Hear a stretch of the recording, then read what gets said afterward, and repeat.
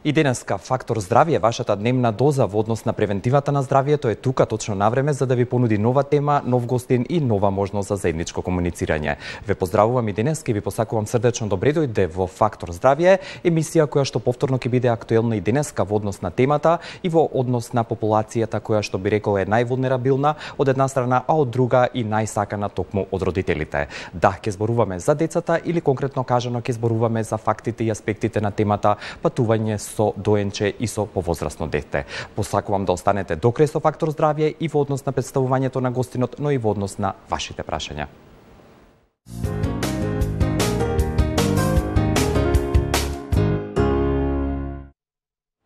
Денешната тема и емисија ќе изобилуваат со многу практични предсовети кои што ќе бидат од корист не само за родителите и за нивните, би рекол, повозрасни родители во однос на нивните внучиња, деца и сите оние кои што од една страна можеби биле на годишен одмор или предстои годишниот одмор пред нив и во однос на аспектите денешната тема патување или годишен одмор со доенче и повозрасно дете ќе ви ја презентираме во соработка со јавната здравствена установа Институт по белодробни заболувања Козле кај децата Козле од Скопје и токму со првиот човек или актуелен директор на оваа јавна здравствена установа, а тоа е доктор Ангелчо Андоновски, специјалист педијатар. Докторе, добар ден и благодарам уште еднаш што сте со нас. Како сте? Ви благодарам на поканата. Добри да поразговараме на оваа интересна тема. Да, за почеток она што би го констатирала, сигурно ќе го потврдите, од една страна кога ги тргнеме хронично болните, децата би рекол се највулнерабилните или најчувствителните во однос на летото и спецификите кои што ги носи овој период од годината. Тоа пред се не се однесува само на кожата, би рекол, туку и на целиот организам. Мислам дека во текот на емисијата дискусијата ќе биде доста интересантна, ќе објасниме доста работи.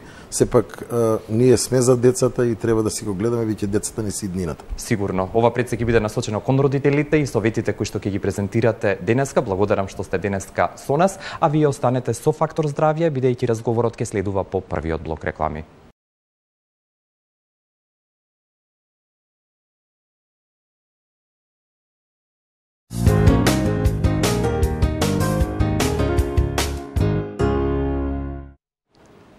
Ја почнуваме денешната тема и разговорот денеска со доктор Ангелчо Андоновски, специјалист педијатар и воедно актуелен директор во јавната здравствена установа Институт по белодробни заболувања кај децата Козле од Скопје, а сите вие кои што сте со нас ве поканувам на 6091925 и 6091924 да се јавите и да поставите прашање или споделите некое лично искуство. Докторе, бидејќи рековме дека летувањето и годишниот одмор за сите се голема возбуда, би рекол исчекување, би се осврнал пред се на доенчињата, бидејќи тие се уште се категорија на дечиња кои што најголем дел нели се на мајчино млеко или на адаптирана формула, што е она што во однос на подготовките за годишен одмор треба да се земе во предвид и во однос на исхраната и во однос на патувањето, а и дестинацијата што ќе се одбере.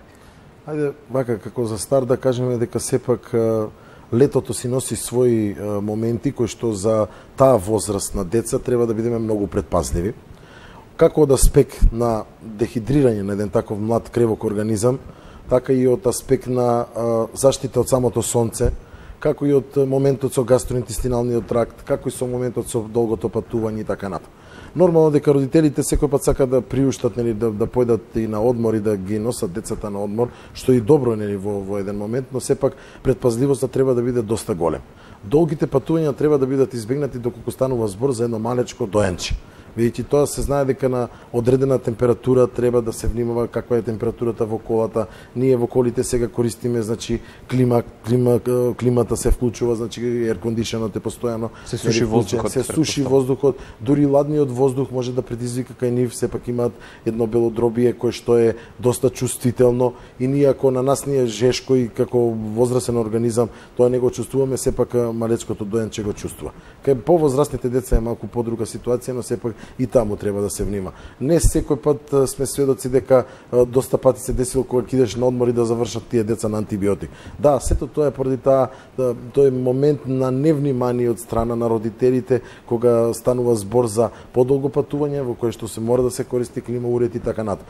Порано, еве ќе напоменам дека ние сме патувале ноќно време кога немала клима, возилата немаа клими и така натаму, тие повозрастните генерации се патуваше ноќно време, па се избегнува влијаваше нели моментот на дехидрација на нас како деца, момент на добивање дури на сончаница нели во такви услови, а и да не кажам и некои потешки форми кои што ние сами можеби не сме биле свесни дека нашето дете ги има, па се случиле нели нус појави кај самиот организам. На вистина треба родителите да внимаваат на сите тие фактори и сега кои ќе почнат да се движат, да имаме нели флуктуацијата на идењето на поодмори со децата, на вистина внимателно треба да се обрне. Целокупниот еден детски организам треба да биде сватен како една целина и да биде покриен целосно. Значи да се избегнува зрачењето, значи кога ќе пикот на УВ зрачењето да е многу високо, тогаш да не биде изложен тој организам или тоа детенце или тоа доенче или тој кревок организам да не биде изложен на сонце во тој период. Тогаш требаме буквално да внимаваме да се дават и течности во поголема количина. Треба да биде покриено со одредена УВ заштита, ако веќе беше и е под сонце и во сенка, за кожата кога зборуваме, факторот треба да биде 50 и плюс. Над 50 заштитниот фактор. Треба доста витамин С да се користи, доста течности да се дават и нормално ќе го спомнеме и тој сегмент околу убодите од страна на инсектите, тоест користењето на репелентите и заштитата од убодите на инсектите кои што можат да предизвикаат една неубава алергиска реакција која што може некој да биде и многу бурна. Дали постои одредена граница според препораките и вашето лично искуство, како од практично така и од научно, во однос на минималната возраст на едно доенче кое што може да биде експонирано на подолг пат, бидејќи најмалку 1 до 2 часа треба да се патува, и дали езеро, море или планина? Затоа на стартот реков, не можеме да ги сопреме ние како родители, сакаме да си отидеме на одмор и да си ги однесеме своите деца. А и убаво да промени атмосферата од доенче, претпоставувам. Но сепак патувањето треба да биде со паузи, каде што ние буквално ќе го нахраниме тоа доенче, ќе му биде дадена заштита одредена, да кажеме, у смисел на родителска грижа, како родителска да биде надоено ако се дои доколку прима вештачко млеко, да го приме вештачкото млеко и да многу се внимава на температурата во самото возило. Тие паузи кои што ќе мора да се случат при патување ќе треба да бидат на одреден временски период, да не биде самото дете изложено, еве го заспа, дајте ќе побрзаме побрзо да стигнеме и така, не, баш напротив, треба да биде со внимание и со одредена дозажа на тој термин, тајминг терминот на патување. Која е вашата препорака во однос на дестинација? Дали може доенчињата да се експонираат и да се бањат како во езерска, морска или на планина? Се е дозволено, може да се каже. Значи нема ограничување. Нема ограничување, сепак јас би ја препорачал морската вода заради концентрацијата на јод во неа и самата корисност од тие аеросоли кои што ги содржи, тие морски соли што ги има во самата вода. Дури е добро и за белодробието и така натаму, но сепак можам да кажам дека и езерската вода прија, бидејќи сепак ајде да го спомнеме и нашите дестинации во нашата држава. Охридското езеро е на доста добра надморска височина, каде што е секако за некое дете со проблеми со дишните патишта е корисно да биде на таква клима. А и специјалната болница, нели, во Охрид, не случајно е таму. Така, да, не случајно е таму, таму се наоѓа и таму се дава секаква грижа и за рехабилитација на тие дечиња.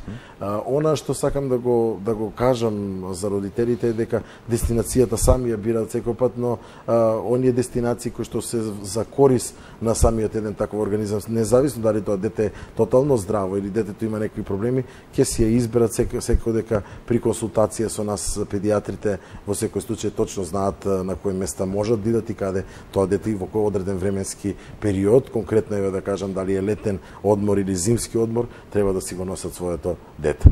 Ако ја тргнеме настрана оној факт, ако го тргнеме настрана во однос на патувањето, кога ќе се пристигне на одредена дестинација, кои се препораките и таа адаптабилност на доенчето пред се, што треба да се земе во предвид? Вака, ние освен хигиената нормално. Ние ќе го земеме и ќе го крстиме на некој начин аптека, која што е летна аптека, која што ни е потребна за еден одмор. Секој треба да си ја поседува таа аптека и треба да си носи за своето дете. Јас првично би го спомнал фактот за адаптација која ќе се стигне, значи самиот контакт со храната, самиот контакт со водата, треба да се користат пробиотици кои што треба да бидат конзумирани навремено за да целиот тој, да кажеме, променлив систем на бактерии, корисни и некорисни или штетни и нештетни, биде со време сопрен, за да не дојде до појава на диареја или ако дојде до појава на диареја, да имаме антидиареици кои што ќе си ги носиме во таа аптека и секако нема да дозволиме едно дете да ни дехидрира, сепак се случуваат такви работи, тоа е реалноста. Сами знаеме дека може не контакт со месо, со одредени овошја и така натаму. Јас ќе спомнам и појавата лесно расиплива храна, каде што контактот не може некој пат да биде избегнат и може да настанат одредени компликации. Ние треба да бидеме како родители подготвени за тој момент. Значи можеме да ги користиме пред се, значи пробиотиците, потоа да превентивно уште еднаш да нагласиме, не мора антибиотик да се пие, па никако не. Значи превентивно може да бидат земени дури и 24 сата при самиот контакт на местото на кое одредиштето ќе отидеме на одмор со своите деца. Подоцна, доколку дојде до компликации и појава на диареја, ќе се земат антидиароици.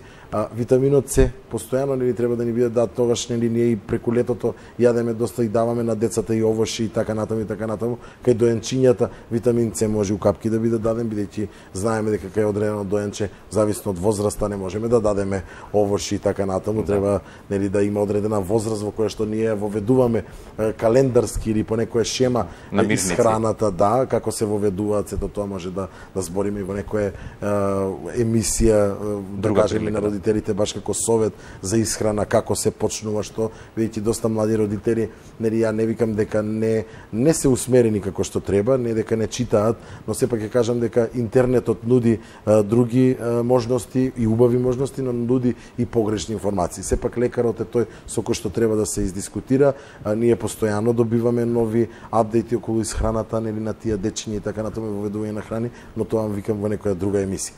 Она исто што сакам да кажам дека заштитата од сончевите зраци е многу битна, поготово во денешно време, кога знаеме дека и озонските дупки се присутни кај нас и дека имаме многу висока УВ индекс на зрачење, 9-10, значи се иде до највисокиот индекс. Мислам дека то многу треба да се внимава на кожа, поготово на детската, бебешката кожа, а и кај децата. Инсектите кои што ги споменавте. Сакам да кажам дека мора да биде заштитена таа кожа од тоа штетно влијание на тие UV знаци, баш поради фактот дека дури некоја минорна промена на некој пигментен невус или на некоја младешка, еве да се изразам, нели да не биде тоа латински, да ме сватат родителите кои што треба, е многу треба да се внимава на тие моменти, бидејќи настануваат доста големи компликации. Сведоци сме дека модерното време ни донесе да имаме зголемен момент на појава на одредени кожни промени, да ги наречам, и појава и на меланоми и така натаму, да не ги спомнувам и најтешките форми на меланома малигнум, каде што секоја промена на кожата треба на вистина внимателно да биде следена и контролирана, поготово кај кожата на овие мали дечиња. Се е тоа еден склоп на одредени работи каде што ние таа, како да кажеме, летна аптека што треба да си ја носиме, мора да биде збогатена и со одредени, нели, препарати од типот на репеленти, кои што ќе не заштитат од убодите и непријатните од моментот убодот на инсектите. Ние не може да си го изолираме нели детето од убодите на инсектите, не може да го ставиме во стаклено звоно и да може да не го касне ништо, тоа секој се дешава. Постојат сега модерни моменти и нештетни моменти на репеленти кои што се вклучуваат во електрична струја, нели во самиот штекер, тие ирадираат одредена течност, нели и газ и мирис, кој што смета на инсектите, не е штетно за нашето белодробие и за белодробието на детето, а може и со премачкување, сепак има доста познати, да не ги фаворизираме одредените, да знаеме репелентите со прскање, па да не дојде до каснување. Зашто каснувањето е многу овој период актуелно и мора да се напомене како да си ги заштитиме децата, затоа зашто сведоци сме дека имавме доста појава на комарци од типот на Вест Нил, кој што донесоа, нели во Македонија имавме неколку случаи на Вест Нил. Тие се комарци кои што го пренесуваат тој вирус. Или западнонилската треска. Западнонилската треска, кој што е актуелна, ние баш поради таа причина мора да внимаваме. Знаеме од кој краишта доаѓа, знаеме дека ветровите и носењето на воздушните маси веќе е испомешано на некој начин, или нема само да е тоа централизирано во Африка да се случува, веќе ветерот носи кај нас одредени климата, дојде до промена на климата, мораме да си ги заштитиме своите деца. И непријатниот момент од чешањето, кој што свработ се јавува, кој што зависно од детето, ние не се копат, знаеме, нели, како реагираат со големи отоци при каснување и така натаму, треба да си ги заштитиме децата и да знаеме дека една алергиска реакција задолжително мора да биде проследен и да се земе антихистаминик при таква една бурна реакција, за да не дојде до поголема компликација по здравјето на детето. Доктор Андоновски, благодарам за овој прв дел од разговорот. Во вториот ќе се концентрираме на поголемите или повозрастните дечиња, а вие доколку имате интерес и натаму сте добродојдени и ве очекуваме во продолжение на Фактор здравје.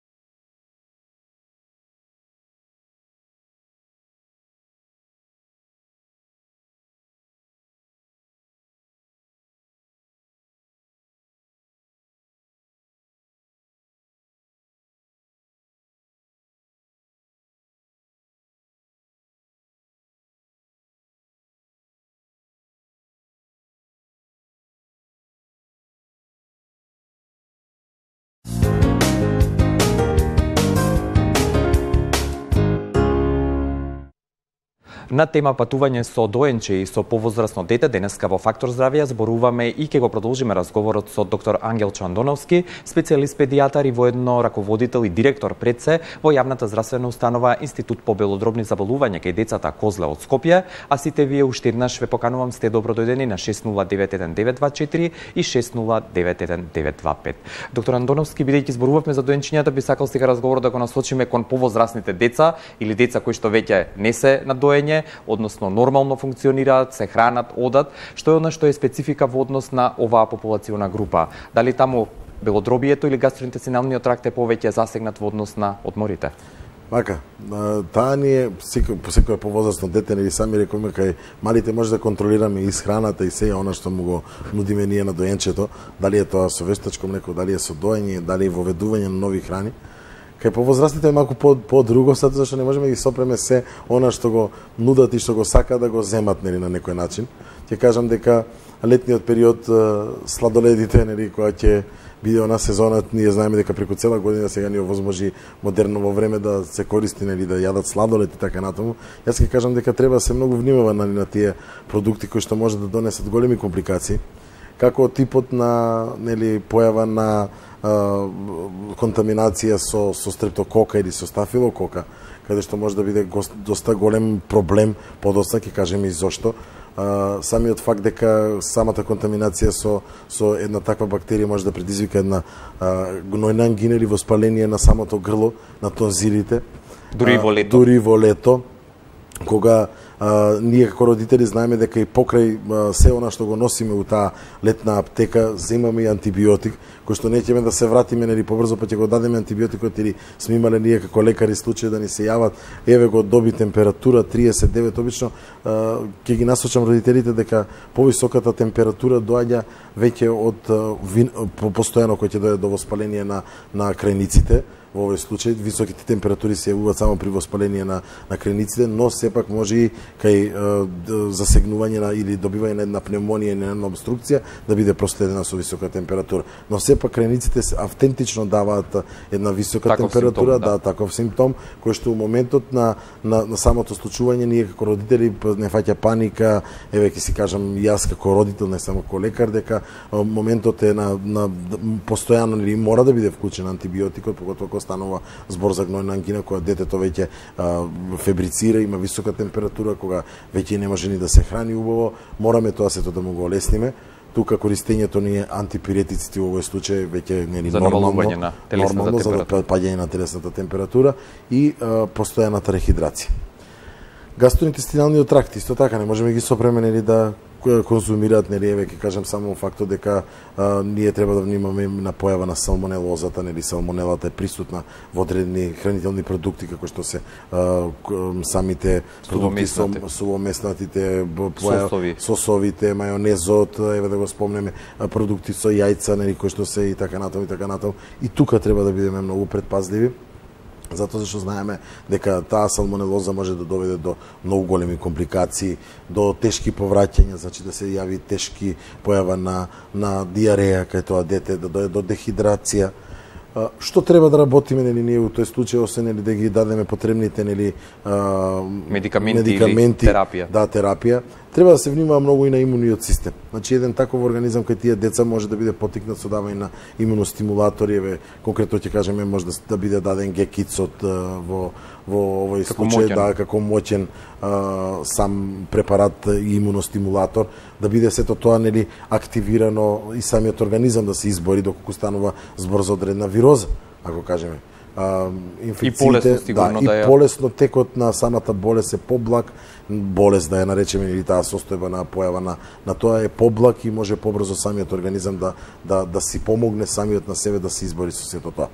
Децата како категорија, поготово овие кои што се нели како разговаравме за доенчиња, да се разговараме за повозрастните, не можеме да ги на некој начин нели може да укажеме нели на користењето на одредени нешта, но сепак тие сакаат се да пробат, сепак се деца и ние како родители сме задоволни. Дури нешто да не ги видиме, тие ќе направат.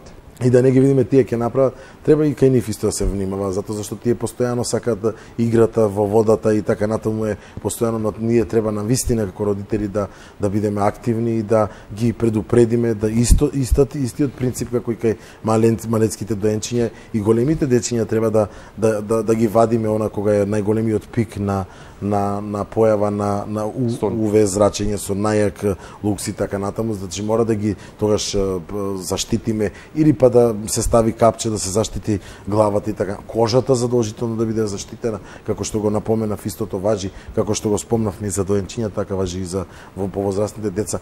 Не смееме да дозволиме да ги почувствуваат тие изгореници. Изгорениците се од поголем тип може да предизвикаат и појави на зголемена телесна температура, може да предизвикаат една омалакса, но сепак знаеме што значи да се добие сончаница.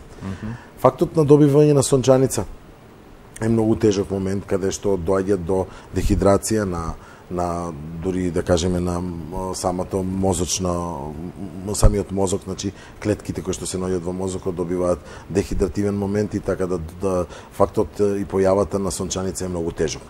Тука може да укажеме, ако дозволите, само таа хидратација или пиење на течност или вода треба и кога не им се пие исто како возрастните. Нормално, за да не дојде до појава на сончаница, знаеме дека сончаницата е многу тежок момент и за самиот мозок, и за самото дете, и дури доаѓа до една панична состојба кога ќе се случи такво нешто.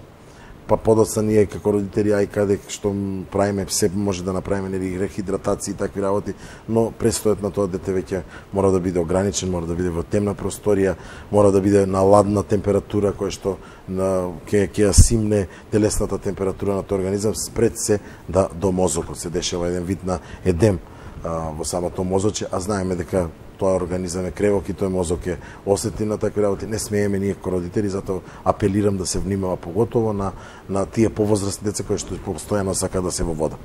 Или па соодветна заштита со капче, со постојано рехидрирање, со пиење на течности, да се даваат имуностимулатори и така натаму и така натаму. Моментот на појава на цревните тескоби, пак ќе го само да се навратиме, давањето на пробиотики кај возрастните деца е нормално и кај нас возрастните дури мораме да го примаме пробиотикот како пробиотик и да биде составен дел на таа една летна аптека. Треба да се знае, треба да се знае дека користењето на пробиотикот е неминовно, не мора да се користи пробиотик само кога се дава антибиотик. Пробиотикот може секојдневно. Имунолошкиот систем сигурно треба да се држи на високо ниво во текот на целата година, не само во зима или есен можеби. Точно. Пробиотикот го поттикнува имуниот систем и преку лето и преку зима, значи не е ни битно цела година за да биде користене, да кажеме и кај возрастните, не само кај децата, но сепак ако се навратиме на овој факт дека летниот период пробиотикот може да ни заврши многу работа, поготово при појава на овие несакани моменти кои што се јавуваат секое лето, нели, појава на диареи, појава на цревни инфекти, појава на вирусни заболувања на цревата и така натаму и така натаму. Пробиотикот е корисна работа. Сигурно во однос на гастроинтестиналниот тракт што сакам да ве прашам, ако го тргнеме настрана имунолошкиот систем и ГЕКИС како имуностимулатор кој што треба да се дава и да се поддржува тој кревок детски организам и едноставно нели се раствора во чаша и се пие, има пријатен вкус. Многу е пријатен вкус. Еднаш дневно, она што во однос на исхраната треба да се знае да се земе во предвид, некај доенчињата пред се кај децата претпоставувам да се јаде полесна храна и да биде повеќе од растително потекло или де факто дека летниот период на нас ни доаѓа до изобилство на овошја и зеленчуци Јас сум поборник на децата, да барем децата кога ќе ги заучуваме својот животен тек и како и една култура да се изгради во исхрана, дека секако се препорачува да се јадат доста овошје, да се јаде доста зеленчуци, салати и така натаму. Сето тоа е еден вид на поттикнување на организмот за да правилно и здраво се развива.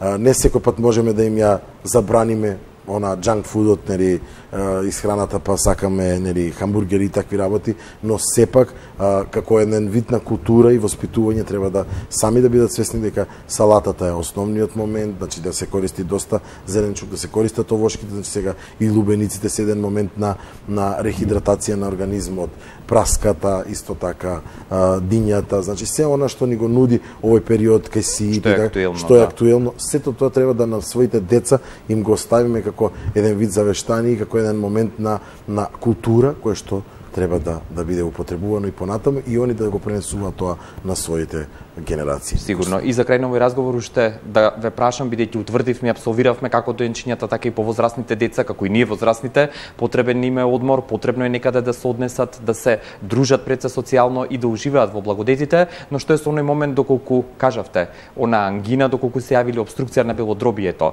дали да се прекине годишниот одмор и веднаш да се вратат или да се консултираат колеги? Зависно од возраста. Бидејќи тоа е една од честите нели појави кога луѓе на некој начин го прекинуваат од годишен одмор, иако може би и не требало така да постапат. Морам да кажам дека зависно од возраста на самото дете, така и родителите треба да си го препознат своето дете, дали навистина е потребна веќе грижа од лекар, несомнено дека треба лекар да го прегледа тоа дете, или консултација да се направи со лекар, па лекарот да одреди на некој начин. Ние телемедицина немаме, нели, се уште нели развиено, но сега и нема таква специјалност. Мобилните телефони даваат некој си, како да кажам, сигурност кај родителите, па ќе се консултираат со нас, па можат и промената да ја сликаат или нешто што се десило да ни пратат на нас, веќе модерно време. Но сепак ќе кажеме на работа. Самите родители треба да проценат дали конкретно тоа дете веќе запаѓа во некаква си одредена несакана состојба или сето тоа иде се одвива во некој несакан правец и тогаш треба да го прекинат годишниот одмор. Доколку при консултација со лекар сите имаме, нели, пак го спомнувам тоа, фактот дека телефоните се и добар и лош, нели, момент од нашето живење, може да поминат и чисто со давање на еден антибиотик за да не се прекине одморот, сепак таа вода тој доколку е на море да се одржи таа состојба во некако во една како да кажам релативно добра ситуација, не треба да биде прекинат одморот, но сепак све е зависно од возраста на детето. Кај по-малите дечиња по-убаво би било да биде прекинат одморот доколку веќе состојбата оди во некој несакан правец и проградира понатаму. Значи параметрите мора да бидат испитани, тоа доколку станува збор за белодробна инфекција, тогаш па уште потешко е ако е нека обструкција тешка каде што ние у тие услови не можеме ниту да правиме инхалации на тие деца, нити да можеме да ги соодветно, нели, не секое дете може да се рехидрира, некој може да дојде до состојба да тотално дехидрира, да има потреба од давање веќе на инфузија, нели, да биде потреба интравенозна терапија и така натаму. Мораме да внимаваме. И ние како родители сето тоа треба да го приметиме и да знаеме што да направиме за детето. Ви благодарам за овие совети, доктор Андоновски, иако уште многу може да зборуваме на оваа тема, сепак она што е основно и важно го имаат во предвид родителите. Ви посакувам пријатен одмор. Поздрав до вашите колеги и од септември повторно да се дружиме. Секако, мислам дека овие теми се битни за да родителите знаат. Ја гледав оваа емисија, мислам навистина се објасниме на некој начин на родителите и она сето што може да се објасни, што е потребно за да ние за своите деца направиме. Секако дека советите се како да кажам битен момент за младите родители и за секој оној кој што сака да своето неговото дете биде здраво. Ви благодарам уште еднашка на поканата, секако дека постојано кога имате нели потреба за да нашиве, да кажеме, родители слушнат што е корисно, поканата важи, секој пат можете да ме поканите. Ви благодарам уште еднаш доктор Андоновски, доктор Ангелчо Андоновски, специјалист педијатар и директор во јавната здравствена установа Институт по белодробни заболувања кај децата Козле од Скопје, беше денешен гостин во Фактор здравје. Ви благодарам и за вашето внимание и се надевам дека придонесовме за успешна подготовка на вашиот годишен одмор со вашите најмили. Ви благодарам уште еднаш и поздрав до утре. Пријатно.